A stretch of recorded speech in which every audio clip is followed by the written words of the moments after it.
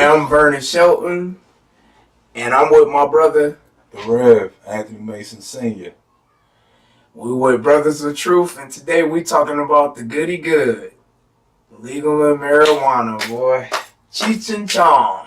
Yeah. Yeah. I just feel like, if it could help you with, certain health, you got to do what's best for you and just, ease your mind and help that glaucoma out and everything. Yeah. You need to help.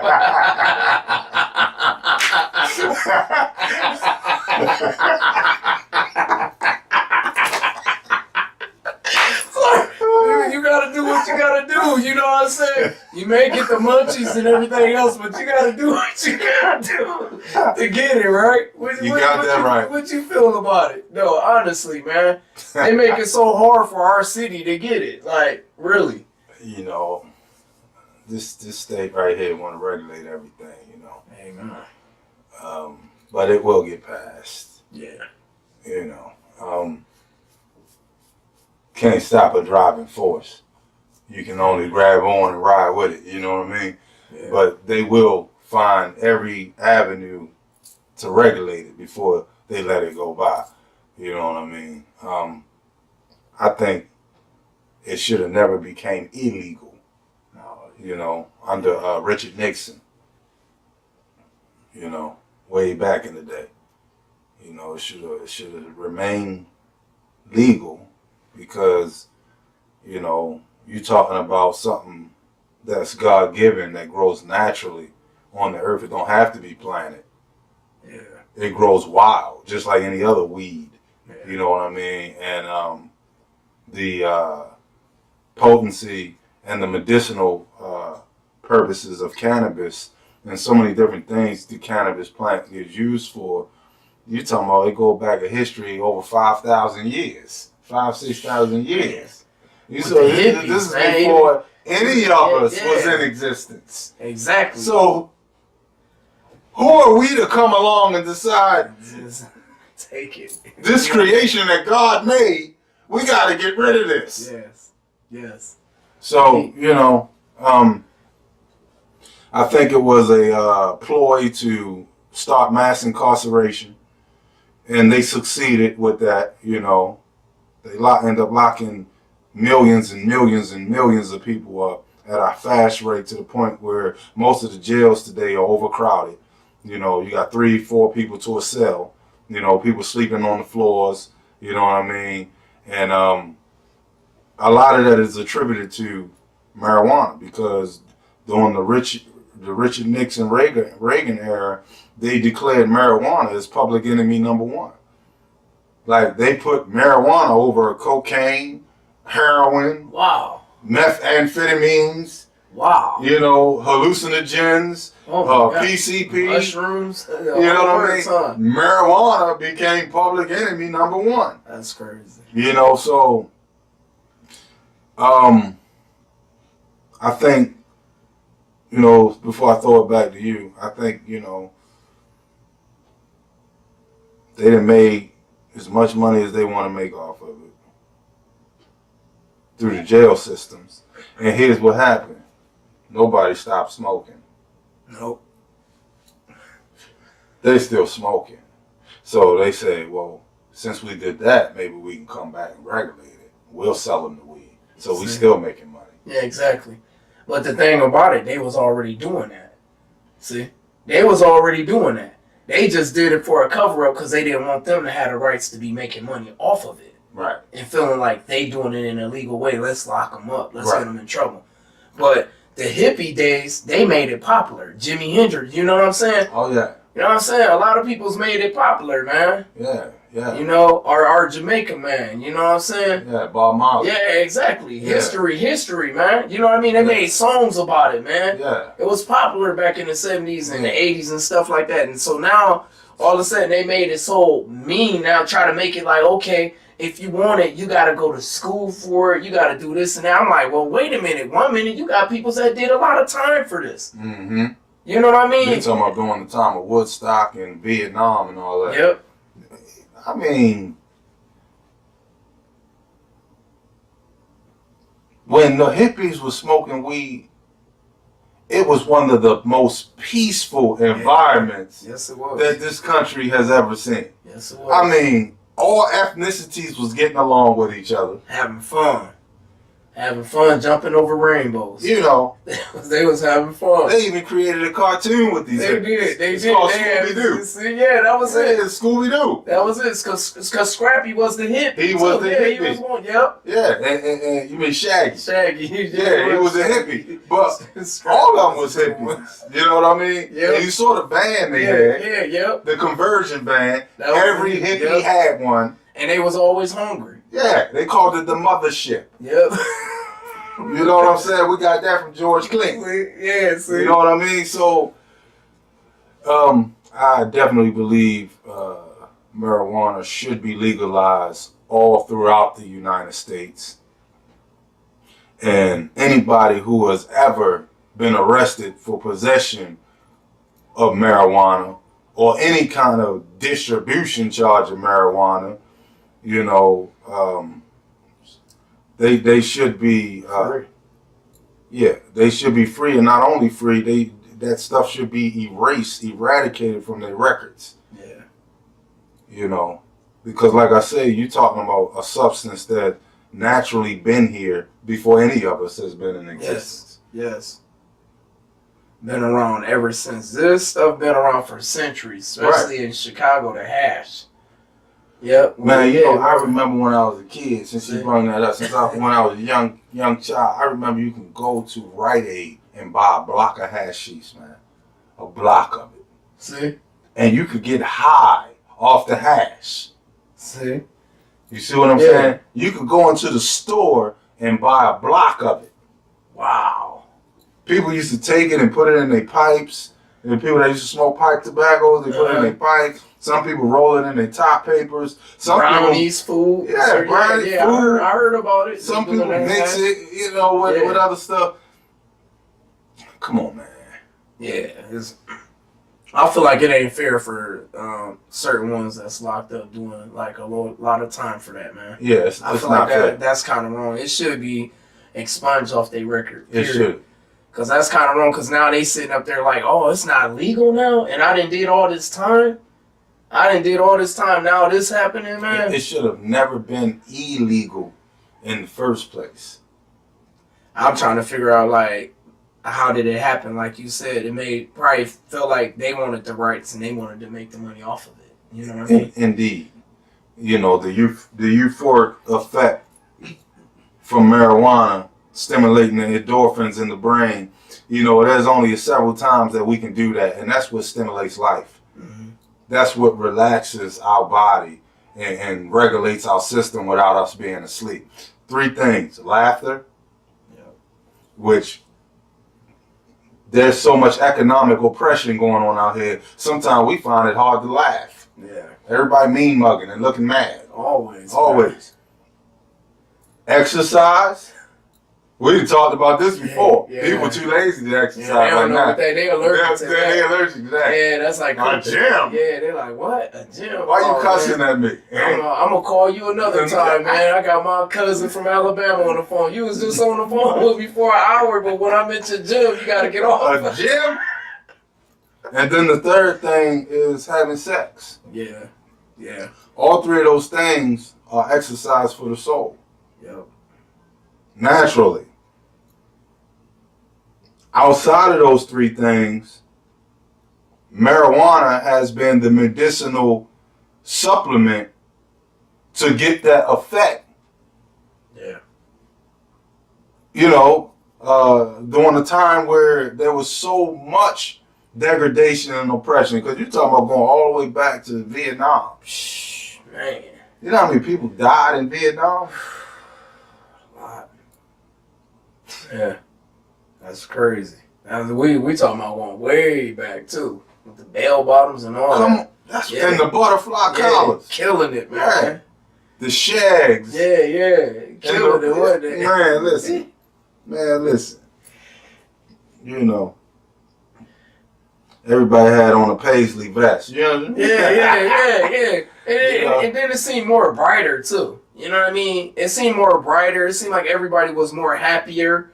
why it seemed like why was the 70s and marijuana was so popular back in the days till nowadays everybody seem like they don't even smile at each other. They got a mug on. Like right now, I could tell you right now, between me and you, we could go to California right now and see somebody on the beach and they'd be like, how you doing? They so friendly, and then come back home and you see the hate. You like, where is it coming from? Oh, they pissed off. Yeah, like where is it coming from? You see the difference. Because you go to Colorado, up in the mountains. Yeah. You know what I'm saying? Mm-hmm. They all high. I mean, not saying it like that, but they're in a relaxed state. Yeah, they mind their own business. They mind everybody's, hey, buddy. You know what I mean? Can't do that here. Not here. And that's sad, though. You know? This is our home, man. But here's the catch-22. Yeah. Even with the regulation, they can still not hire you if you got it in your system. Are you for real? Yeah. Wow, man. Yeah. That's crazy. Wow. Yeah. Man. Well, once they start letting it not be illegal whatsoever, man, I'll probably take my time and get my degree in it. You know what I mean? I'm gonna try to get my degree in it. Yeah. You know? Yeah. For real. Yeah. Yeah. You know, I don't know what else to say. I have a lot to say because like I said, but right now it's sad to me because it's like nowadays people don't get along. You can't go out and be like, oh, let me hit that with you. Let me smoke with you. I don't know what you want to smoke. You know what I mean? People's uptight and get mad. Mm-hmm. But if me and you could take it back in time and go back to the 70s, they'd be like, buddy, sit on down with us. Okay. Sit on down. Smoke with us. You know? I'm going to see if I can find this article where it tells the requirements of starting your own marijuana factory. See? It's a lot, man. It's a lot to do. It's a lot out there. It's brownies, cookies, Twix. So all kind of ways to use marijuana. Yes. It's all types of ways. You don't just have to smoke it now. No, you don't. You don't. They got candy. Mm-hmm. They got candy now. Candy worms. Mm-hmm. Licorice. I'm like, man, I didn't see it all, man. It's very popular in California, man. They got all types of names for it. I'm like, dang. What is that? Cookie Monster. I'm like, wow. Yeah. Another thing. Anybody who loves to invest. Yes. Cryptocurrency, you know, all that Bitcoin and all that other stuff. Better get you some stock in marijuana. Yes. Amen. NASDAQ and the Dow is about to boom with this marijuana. Yep. And it's going to be like a tsunami. Woo! It's going to be a rippling effect that's going to go throughout the nation. Whoever ain't getting on board, I'm going to get me some shares. I'm going to get on board too. I don't care if it's just I'll probably put like 5 or 6 shares. That's what I was thinking about. I was thinking about 10. Yeah. 10 shares. Because, you know, matter of fact. It's coming.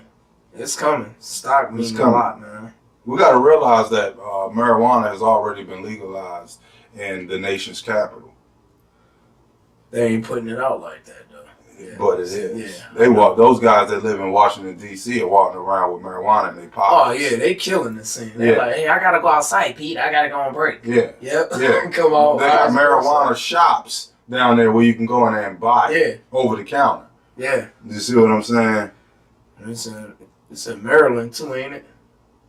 Ain't it in Maryland, Baltimore? Yeah, it just hit Maryland. It just got legalized in Maryland like a few months ago. You can have up to, I believe, 5 grams in your pocket. Wow. Yeah. Oh. Yeah. Now, coming for a person that's coming from the city of Baltimore, there was a time you could get caught with a joint in your hand. So. Yeah, you see how everything changing. Mm-hmm. See how the way it's changing now. Man. Marijuana is the key, man. Since you said the word key, let me read this real quick. and this is by Grace Phillips. One stock for the coming pot boom. And I'm only bringing this out just because you said the word key. Key.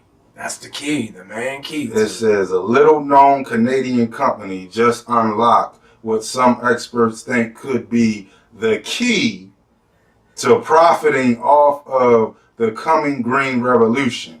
And make no mistake, it's coming. You understand what I'm saying? Yeah. If y'all don't get you some shares in marijuana, I don't know what you're doing. You're not thinking about your future. She says, it's coming. It says to the tune of an estimated $50 billion. Do you know how much that changes the fiscal year budget, the economy? How your state could be struggling today and it could be like Beverly Hills tomorrow? Man. Because of marijuana. It says hip legalization is sweeping over North America.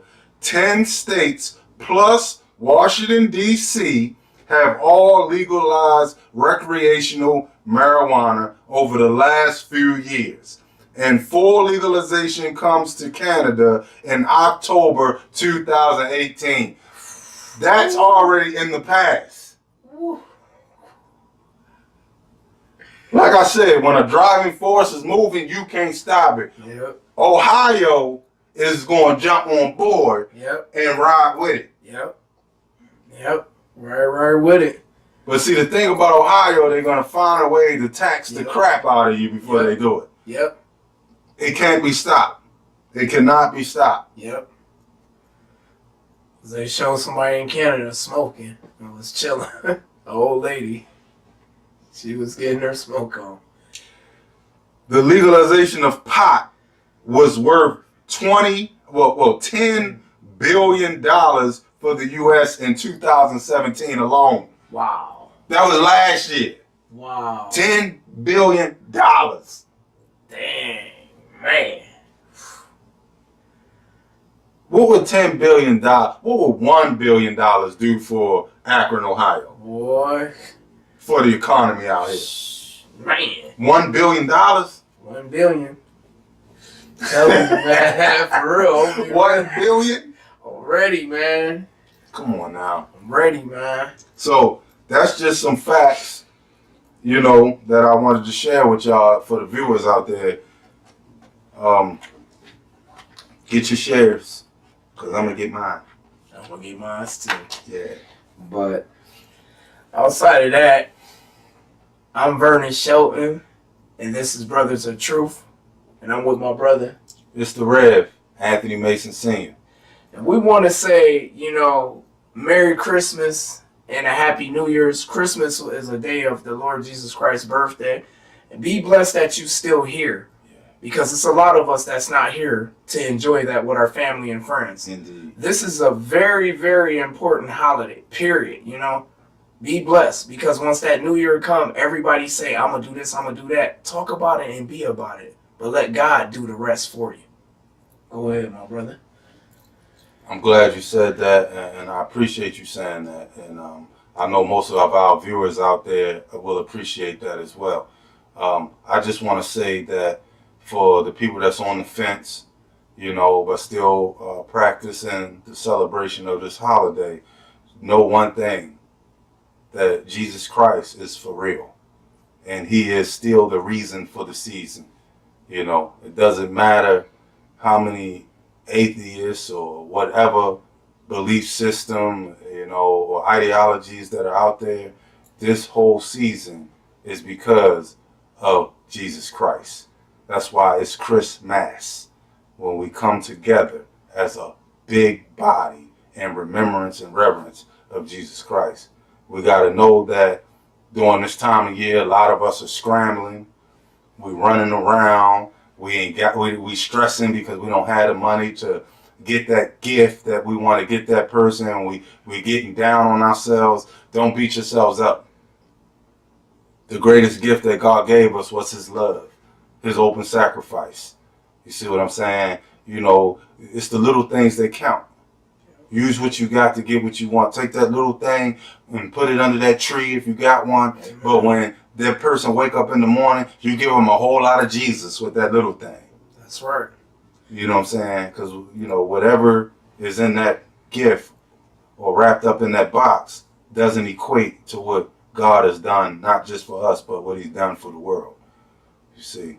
So I just want to say Merry Christmas to everybody who's watching. And I wish that all you guys have a blessed and happy New Year's. And keep doing for the homeless too. Don't stop. Give back to the homeless. Please keep doing for the homeless, because there's some out there that's homeless, but there's some out there that's not. But keep doing for them, because at the end of the day, you will continue to be blessed no matter what. Yeah, and I'm glad you said that, V, because I was watching a show earlier on TV, and they was throwing a celebration for some dogs. You know, just with the madness we dealing with out here, and, you know, and it's befitting to bring this up around this time of year. You know, they throwing this big, massive celebration for dogs. You know, they going overboard with animal rights and all this kind of stuff. Like, but they spent thousands of dollars on this dog celebration. They spent thousands of dollars on the food they prepared for the dogs. You see what I'm saying? And at the end of the day, meanwhile, somebody laying on the street, somebody freezing, somebody begging for one of those nasty burgers from, I ain't gonna throw no names out there, but y'all know what I'm talking about. You know, meanwhile. And I just think a lot of the time, some of our people that are in position to help others, our priorities is completely out of order. So if you want to do one thing for somebody this Christmas, show some love. Yeah. Not with your mouth, with your substance. You know, the homeless lying out there on the street, the orphans that's out here hoping somebody come adopt them, living in an institutionalized building, looking for a visit. The widows who done lost their loved ones over the years, they living by themselves, they on fixed incomes. Show some love. Donate. Canned foods and everything. Take care, and God bless.